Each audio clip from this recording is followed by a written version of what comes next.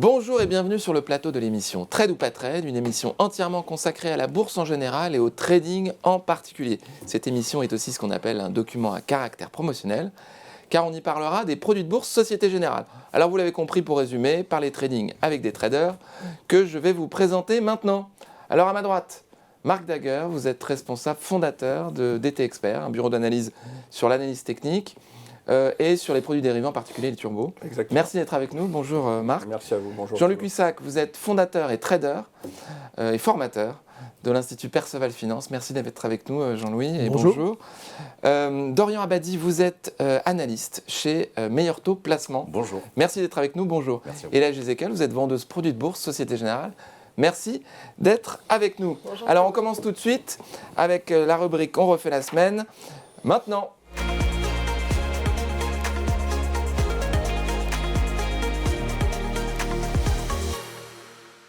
On refait la semaine avec, pour commencer, Dorian Abadi. Vous allez nous parler de Eramet. Vous êtes intéressé à cette entreprise sur les dernières semaines. Est-ce que vous pouvez nous expliquer pourquoi ? Pour plusieurs raisons. La principale, toujours dans ce contexte de long terme, c'est l'un des fleurons français dans les minerais, grandes minières également présentes dans les métaux. Au niveau des minerais, c'est singulièrement le manganèse et dans une moindre mesure le nickel. C'est une valeur extrêmement volatile, cyclique par essence, et qui a donc connu un parcours boursier en dents de scie ces derniers mois. En réalité, c'est une valeur pour laquelle nos abonnés chez Meilleur Taux Placement sont assez habitués, parce qu'on l'avait déjà recommandé à l'achat dans un premier temps à 62,50 € avec un objectif à 150 €, qui a été atteint d'ailleurs beaucoup plus vite que prévu, respectivement entre mai 2021 et mars 2022. D'accord, on ne le voit pas sur le graphique, c'était précédemment. C'est antérieur. Ouais. Et en fait, donc, au second semestre, on a eu une baisse des cours des matières premières et une explosion qu'on connaît bien sur l'énergie, qui est même le principal intrant pour une minière. C'est-à-dire que quand vous êtes une minière, vous avez besoin d'énormément d'énergie pour extraire les fameux minerais. Et concrètement, fin septembre, on est revenu à l'achat sur le titre, avec un point d'entrée supérieur à 80 €. On distingue principalement trois objectifs. On cherche évidemment à tabler sur un rebond de court, moyen à long terme. Premier objectif, donc 112,50, par extension 124,80, et le troisième et dernier sur les 148,40.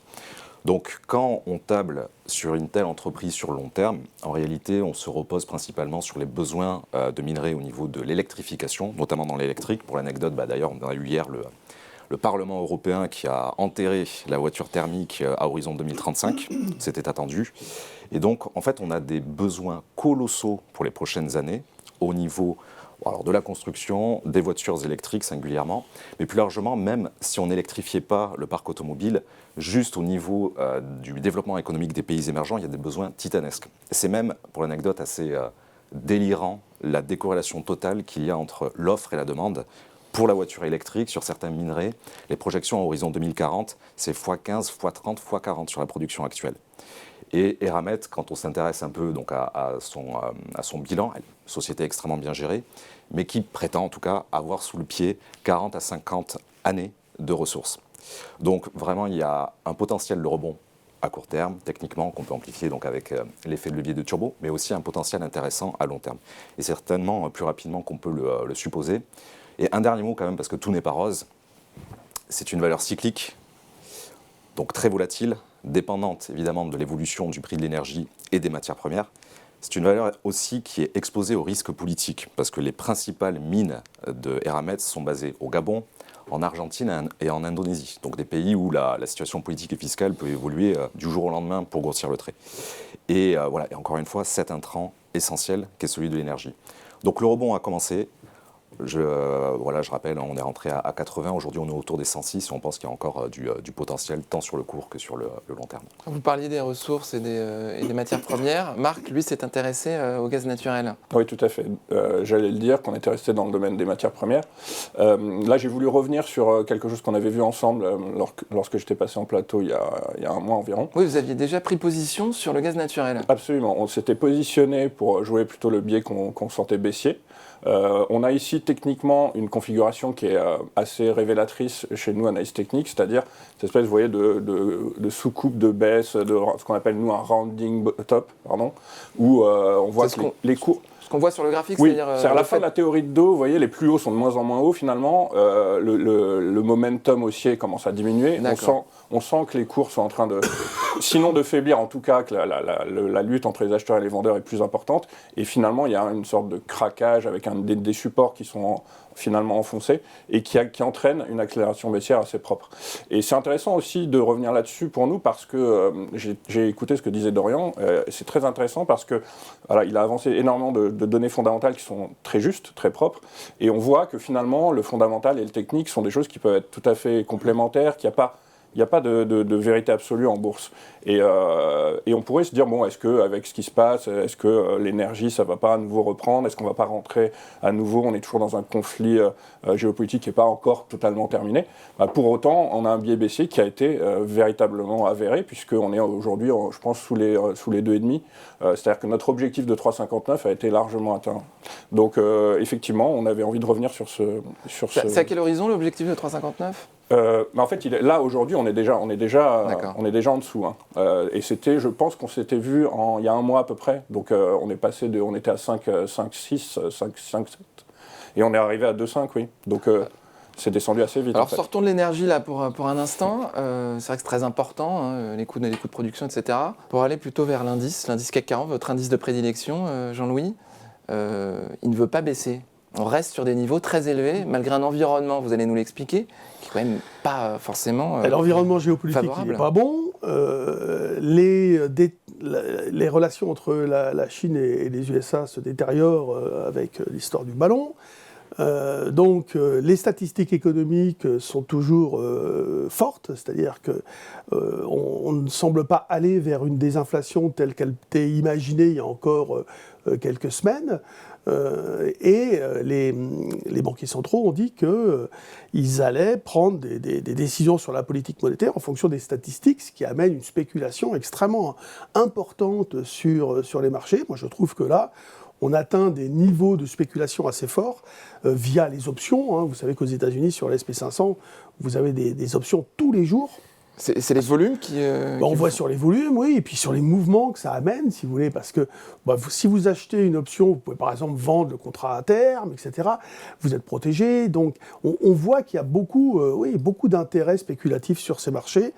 Alors maintenant, il est difficile... Vous avez des signaux qui invalideraient cette résistance de l'indice ? Ben non, justement, pour l'instant... Non, mais des niveaux techniques, je veux dire. Ah ben c'est 6 950, j'ai pas changé. 6950. C'est le niveau à partir duquel moi j'envoie des warnings, si vous voulez, en disant voilà, j'arrête d'acheter, sauf cas particulier, mais j'arrête d'acheter les indices globalement et j'adopte une position plutôt neutre sur le marché. Donc, comment vous l'avez défini ce niveau de 6950 ? Alors, je l'ai défini il y a déjà un certain temps. Là, on voit qu'il se matérialise davantage dans le graphique que vous voyez là. Vous avez une période comme ça de 22 jours, on a quand même du mal à avancer. En règle générale, globalement, si vous voulez, quand vous avez un marché qui casse un plus bas sur, on va dire, 28 jours, entre 20 et 28 jours, ça envoie un signal de doute fort et de possible retournement de tendance. Bon, il y a d'autres Est-ce que la réciproque est vraie ? C'est-à-dire que s'il casse une résistance, c'est la même chose ? Ouais, on avait travaillé dans les années 90 sur justement des statistiques comme ça, et on avait vu qu'à la hausse, c'était 18 jours, et à la baisse, c'était 23 jours. Ça, c'est intéressant. Vous avez mouliné Ouais, on avait mouliné. À l'époque, c'était avec des PC, je me souviens... Il fallait des sacrées machines à l'époque. C'était des trucs on va pas faire les tournaient pas beaucoup. Et non, mais alors c'était intéressant parce que les indices se mettaient à la baisse sur une période plus longue. Il fallait plus de jours de baisse pour casser une tendance. Et après, la baisse va plus vite que la hausse. Et inversement, ça allait plus vite pour déclencher la hausse. Mais évidemment, la hausse est beaucoup plus graduel. Oui. Voilà, très intéressant. Donc là, on ne bouge pas, la tendance reste la même si la cassure des 6950 n'est pas enfoncée. C'est ça. Et la prochaine fois qu'on se voit, on regardera justement... on fera le constat, comptez si sur nous. Si ce 6950 est cassé ou pas, et comment le marché va se comporter avec, je vous dis, beaucoup d'intérêts spéculatifs. Une difficulté à trouver des relais de conviction. Est-ce qu'on a le même phénomène sur les autres indices, alors européens ou américains ? En Europe, l'Eurostoxx, c'est pareil que le CAC. C'est la même chose. Le DAX aussi. Alors, Aux États-Unis, c'est un peu différent, si vous voulez. C'est vrai que le SPI a sous-performé, et donc peut-être que c'est là qu'il y a du relais. D'ailleurs, c'est pour ça, on refait Ouais, référence. on en a parlé la dernière fois. Non, sur mais la dernière fois, j'avais proposé Microsoft, parce que justement, je manquais d'idées sur les grosses valeurs européennes. Et donc, Microsoft, d'ailleurs, qui a cassé les 246, ça, c'est un signal d'impulsion, et elle est aujourd'hui à 275. dans les 18 jours. Ah ben ça c'est fait, regardez, je ne suis pas le nombre de jours, mais c'est un peu nerveux les États-Unis, un peu plus nerveux. Merci beaucoup Jean-Louis, merci Dorian, merci Marc. On va passer à la rubrique Le Zoom sur.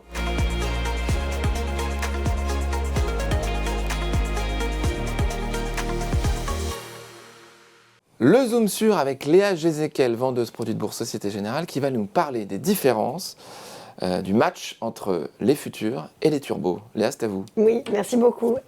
Alors, il y a quelques numéros, on avait parlé dans cette émission des différences entre les varants et les options. Donc, on va poursuivre sur cette lancée un petit peu finalement produits qui sont faits pour les particuliers avertis versus produits professionnels. Quelles sont les différences? Donc, aujourd'hui, turbo versus futur.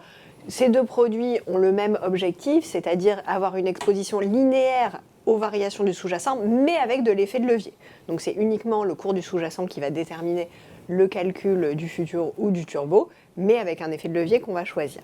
Donc ces produits ont le même objectif, mais pourtant ils ont des différences qui sont très importantes à maîtriser pour savoir vers quel produit s'orienter. Tout d'abord, leur origine. Donc les turbos sont émis par un établissement bancaire, en l'occurrence ici on parle des turbos Société Générale, quand les futurs sont animés par une place de marché.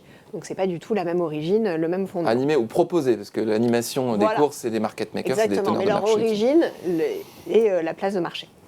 Ensuite, la liquidité. Quand on est sur un turbo, la liquidité est assurée par son émetteur, et donc à tout moment, dans les conditions normales de marché, vous pouvez acheter ou revendre le produit. Vous n'avez pas besoin d'attendre son échéance ou d'attendre qu'il y ait suffisamment d'intérêt sur la valeur. Contrairement aux futurs, qui eux sont complètement dépendants de l'intérêt qu'on peut avoir sur le marché professionnel entre les acheteurs et les vendeurs. Donc parfois ça peut être très liquide, à d'autres moments ça peut l'être beaucoup moins. L'accès à ces produits est aussi très différent, puisqu'aujourd'hui tous les courtiers globalement proposent l'accès aux produits de bourse, qui sont référencés notamment sur la Bourse de Paris, alors que sur les futurs, l'accès peut être très différent en fonction de l'intermédiaire financier que vous utilisez. Vous pouvez ne pas avoir du tout cet accès chez votre intermédiaire. Les produits de bourse sont à 0 € de frais de courtage chez Boursorama. Tout à fait. On en parlera un peu plus tard, mais les conditions tarifaires sont effectivement très différentes. Ensuite, le spread des produits. Donc le spread, je rappelle pour les néophytes, c'est l'écart entre le cours acheteur et le cours vendeur. Il est très standardisé pour les turbos, il l'est beaucoup moins sur les futurs, puisque ça va dépendre là aussi de l'offre et la demande qu'il va y avoir sur ce type de produit. La taille de contrat aussi est un élément de décision important, puisque les turbos, vous pouvez les acheter à l'unité pour des coûts très faibles, ça peut aller de quelques dizaines de centimes d'euros à quelques dizaines d'euros. Sur les futurs, on parle plus de quelques milliers d'euros, donc ce n'est pas le même type de portefeuille. C'est la caractéristique principale qui les différencie entre les deux. C'est-à-dire que vous avez d'un côté un produit qui est facile d'accès et avec une prime assez faible, alors que le futur, c'est quand même tout de suite 40 000 €. Disons que c'est euros. accessible à beaucoup plus de portefeuilles. Il y a aussi un élément très important, c'est la maturité. Sur les turbos, vous pouvez faire le choix d'investir bien sûr sur un turbo avec une maturité, mais vous pouvez aussi avoir des turbos qui sont illimités. Il y a 4 types de turbos différents, on ne va pas rentrer dedans, mais 4 familles de turbos sans maturité. Donc pour des gens qui ont des convictions qui peuvent soit se prolonger, soit qui sont plutôt long terme à la base, sur un futur, vous allez forcément avoir une échéance, ce qui veut dire que si vous voulez prolonger votre position, il va falloir que vous reliez votre position, que vous la rouliez sur un contrat supérieur, ce qui potentiellement, bien sûr, peut engendrer des frais et des démarches, alors que sur des turbos illimités, vous avez, entre guillemets, le temps dans votre conviction, puisqu'il n'y a pas de maturité définie sur ces produits. Les sous-jacents aussi, c'est une différence très importante. Chez Société Générale, on propose plus de 800 sous-jacents qui sont répartis entre les actions, les indices, les taux, les devises. Donc vous avez vraiment énormément de choix sur les supports d'investissement, alors que sur les futurs, globalement, vous n'avez que les indices et les matières premières. Donc là aussi, ce n'est pas le même spectre d'investissement. Sur les actions, je rappelle qu'il y a des actions américaines, par exemple. Exactement, européennes, suisses, enfin tout type d'origine. Le risque aussi est très différent, et ça c'est un point majeur qu'il faut bien avoir en tête, c'est que sur les turbos, le risque maximum, c'est l'intégralité du capital que vous avez investi. Alors c'est déjà un scénario relativement catastrophe, on est d'accord, mais sur les futurs, vous avez un système d'appel de marge en fait, pour pouvoir continuer à investir quand vous êtes entre guillemets en tort sur votre scénario d'investissement, et ces appels de marge peuvent aboutir à une perte qui va au-delà du capital que vous avez investi. Donc là aussi, vous êtes sur un risque qui est bien plus important. Et enfin, les coûts. Attention, comparez les frais. Vous avez beaucoup de courtiers, notamment Boursorama avec l'offre Bourso Markets qui vous propose d'investir pour 0 € de frais de courtage sur les produits de bourse. Ce n'est pas le cas sur les futurs. On rappelle que les produits de bourse présentent un risque de perte en capital. Tout à fait. Comme les futurs, en cours de vie et à l'échéance. Merci beaucoup Léa, c'était très intéressant. Maintenant, on va passer à la rubrique le coup de cœur des traders.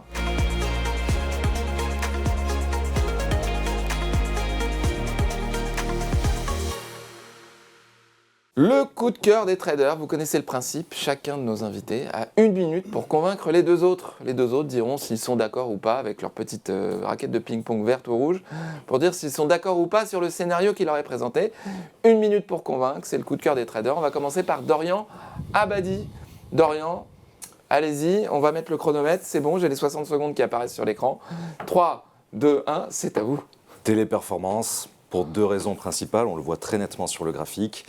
Fleuron français, injustement massacré le 10 novembre dernier, après une enquête du ministère du Travail colombien sur des soupçons de pratiques envers les salariés locaux du groupe vis-à-vis de la modération de contenus très sensibles. Bref, c'est une activité relativement marginale pour le groupe, une épine dans le pied qui a été récemment retirée.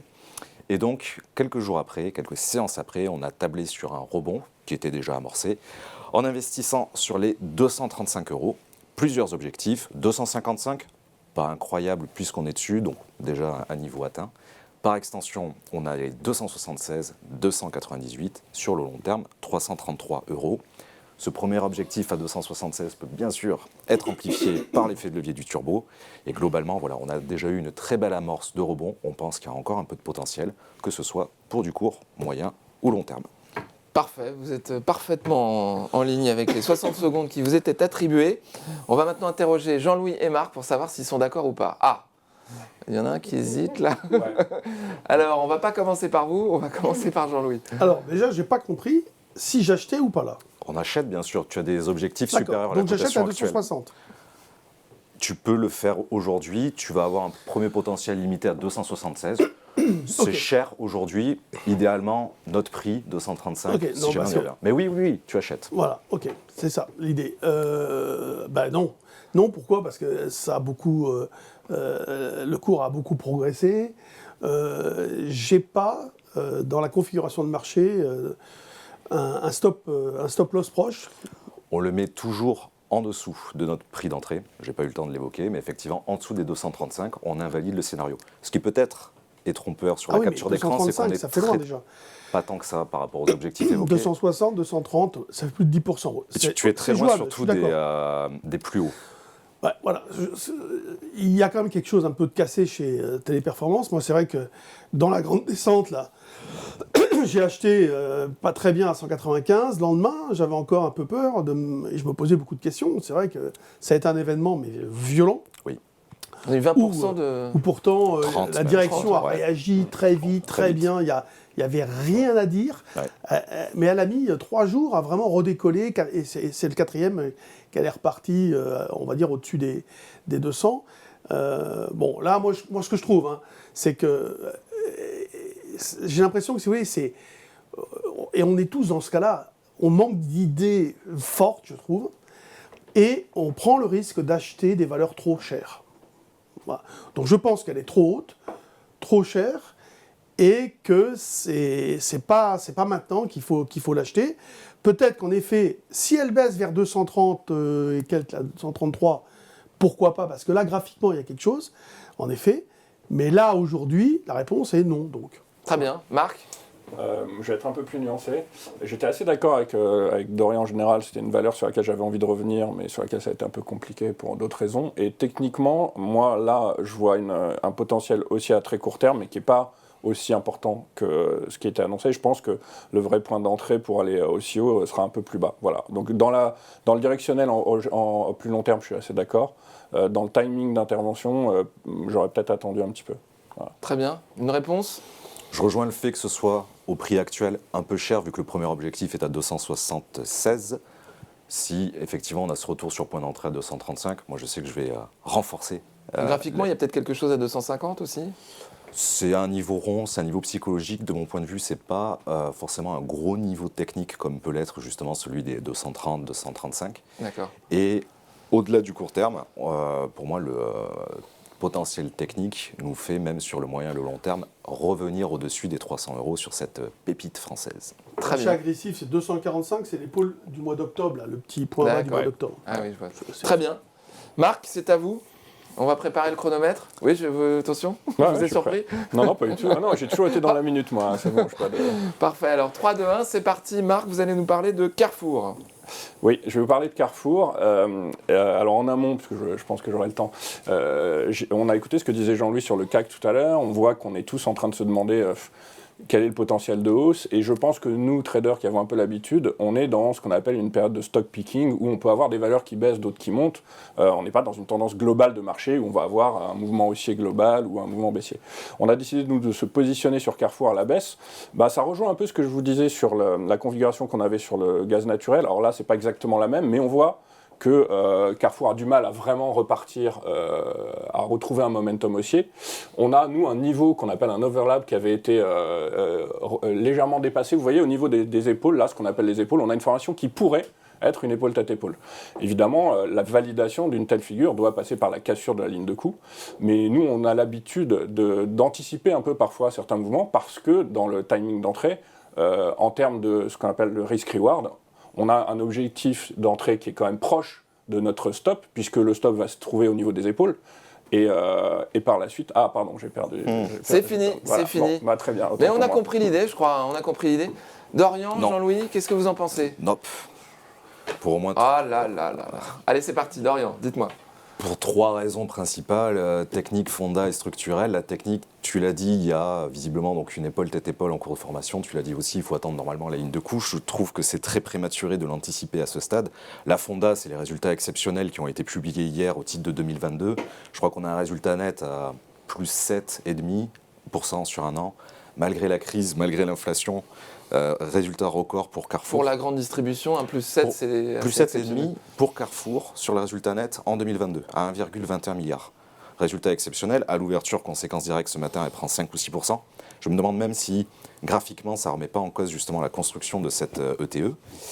Et la structurelle, Épaule, tête, épaule, hein, pardon, c'est pour nos téléspectateurs. Et la structurelle, enfin, c'est que c'est une valeur défensive. Alors, on est en gros, au moment où on enregistre, à 1,5 ou 2% du record historique du CAC. Donc, on peut craindre ou espérer, peu importe que le CAC baisse dans les prochaines semaines, imaginons qu'il baisse de 10%, une défensive comme ça va, du fait de son bêta, perdre peut-être que 5 ou 6%. Donc, je trouve que c'est très risqué pour un potentiel de gain limité. Il y a mieux à faire ailleurs.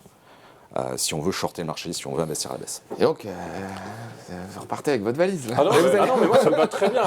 Ça très bien, parce que je reviendrai avec la même valise. Droit de réponse. Et juste... Ah, mais je vais le faire après. Jean-Louis, je vous fais confiance. C'était pareil, en fait, je trouve que c'est un petit peu tarabiscoté d'aller chercher une rupture dans cette zone. Moi, j'aime les situations simples, claires, nettes. Aujourd'hui, on n'est pas dans la recherche absolue de vouloir faire quelque chose, on est dans le doute, dans la difficulté de ce marché qui a beaucoup monté, de valeurs en effet qui ont sous-performé. Alors, est-ce que c'est pas une recovery aussi? Est-ce qu'elle va pas repartir, etc. Je trouve qu'il y a mieux à faire ailleurs. C'est pas que j'ai pas envie de jouer le short, même si j'ai pas trop envie. C'est que je n'ai pas envie de prendre ce risque qui me semble pas rapport risque-bénéfice pas bon.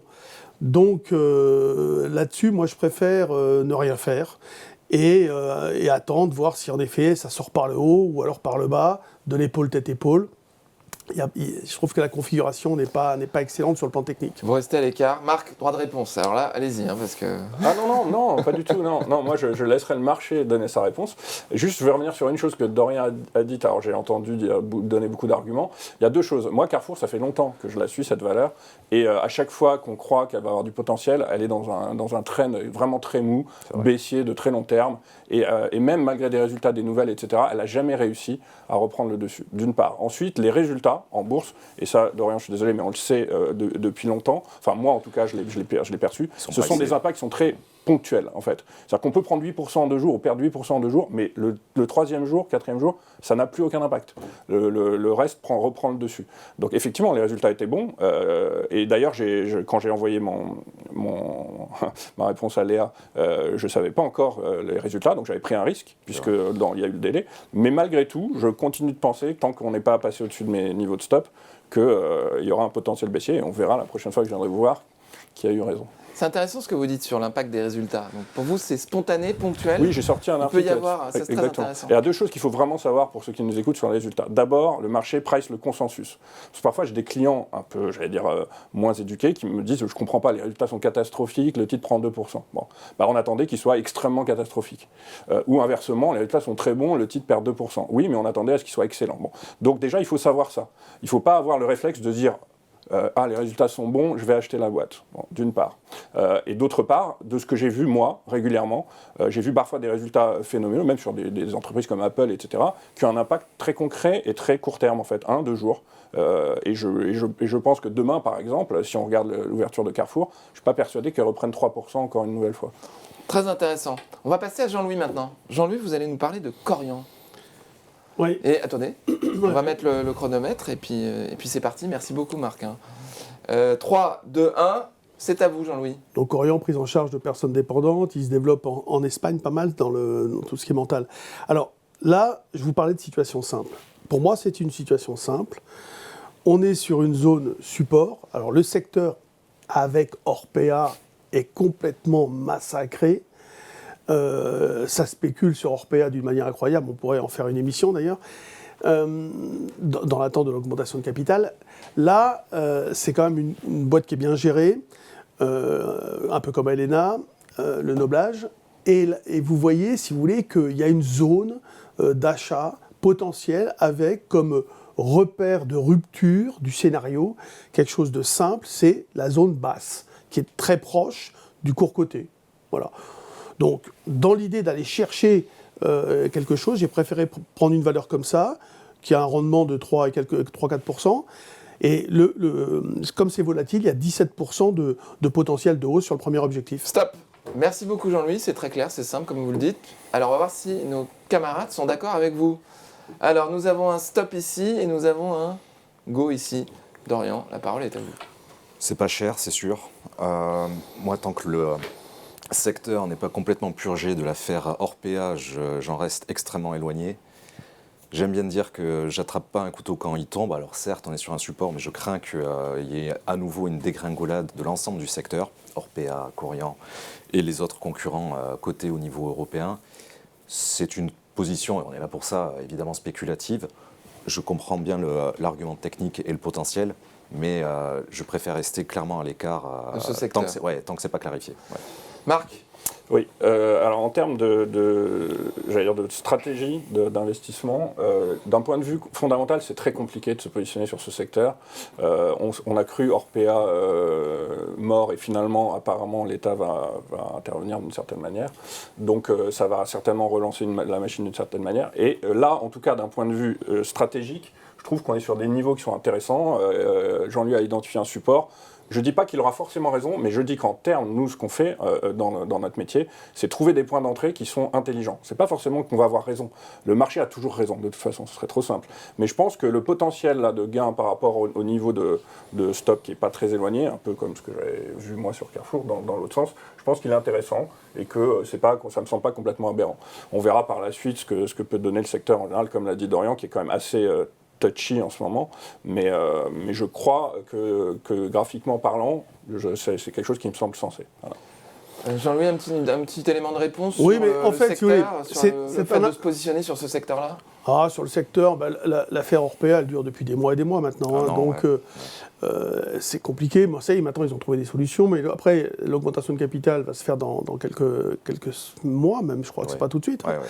Et le cours théorique, je sais pas, on avait calculé 20 centimes, 30 centimes, enfin 16 milliards de titres, enfin une histoire de fou. Mais là, si vous voulez, l'idée, c'est d'avoir une conviction sur une valeur dans un secteur. Donc, c'est sûr que si le CAC 40 dévisse, si l'ambiance générale tourne un peu au vinaigre, peut-être qu'on passera par une phase de baisse supplémentaire, c'est possible. N'empêche que dans le secteur, c'est une bonne valeur. Et elle offre un rendement correct, donc c'est déjà quelque chose, une bouée en fait à laquelle se raccrocher. Je pense qu'on peut avoir la conviction de la garder en portefeuille. C'est dans des phases comme ça de dépréciation forte qu'on peut rentrer, et puis on n'est pas obligé de déclencher le stop, on peut la mettre de côté et la laisser vivre et en effet profiter de la sortie qui se fera vers le haut du secteur, dans l'ensemble du secteur, qui a déjà quand même pris, il faut le dire, pas mal, beaucoup de dispositions sur lesquelles ils avaient été beaucoup critiqués, etc. Donc, moi, voilà. Alors, par contre, c'est pas du market timing, si vous voulez. Microsoft, je disais 246 achat stop, ça veut dire que c'était le signal d'une impulsion. Ça a marché.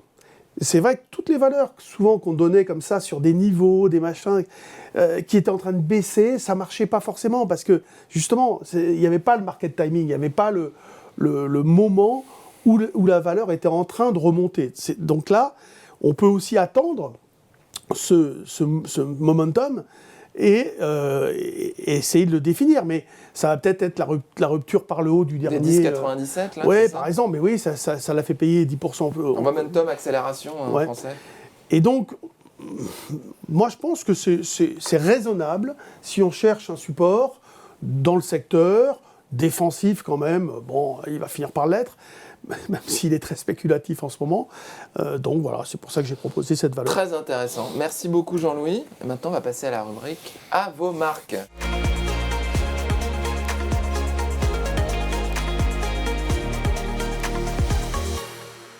Rubrique à vos marques, le quiz, sur les indices cette fois. Alors un peu de discipline, là, je vois que vous êtes un peu... ça vous amuse cette rubrique, là, vous êtes en train d'être un peu dissipé.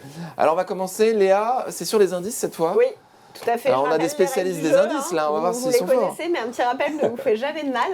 Donc on attend que j'ai fini d'énoncer les réponses possibles avant de buzzer. Première question, on y va. Jean-Louis, votre buzzer, mettez-le sur la table. Voilà. Parce que là, vous avez une technique particulière. Bon, on est un peu dissipé là. Allez-y, Léa. Allez, on envoie la première question. Quel indice européen n'est pas composé de 40 entreprises? Petit 1, le CAC. Petit 2, le DAX. Petit 3, l'AEX. Tout le monde le sait. Moi, je crois que c'est un point Dorian. pour tout le monde. L'AEX.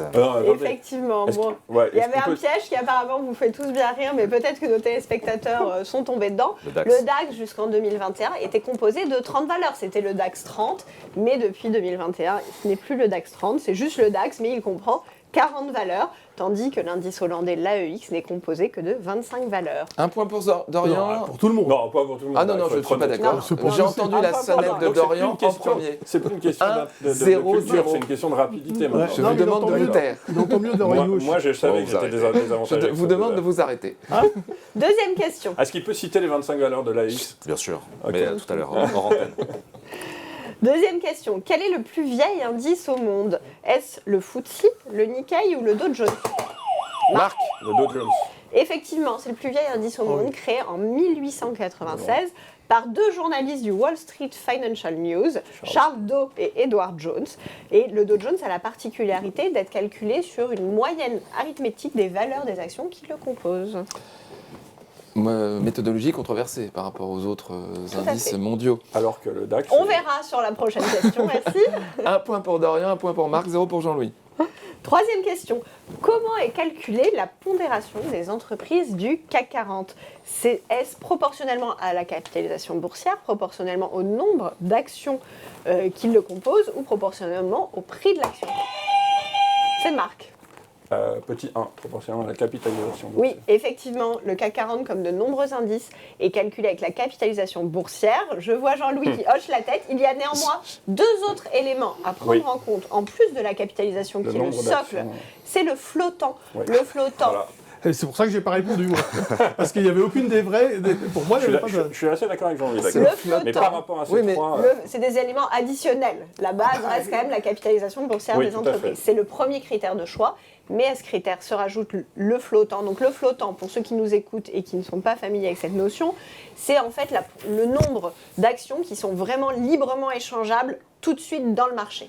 Donc c'est hors participation étatique ou familiale. Et en plus de ce flottant qui doit être important, on a aussi les volumes d'échange qui sont le dernier critère d'intégration au CAC 40. Eh ben, peut-être un petit malentendu sur proportionnement au nombre d'actions en circulation, même si...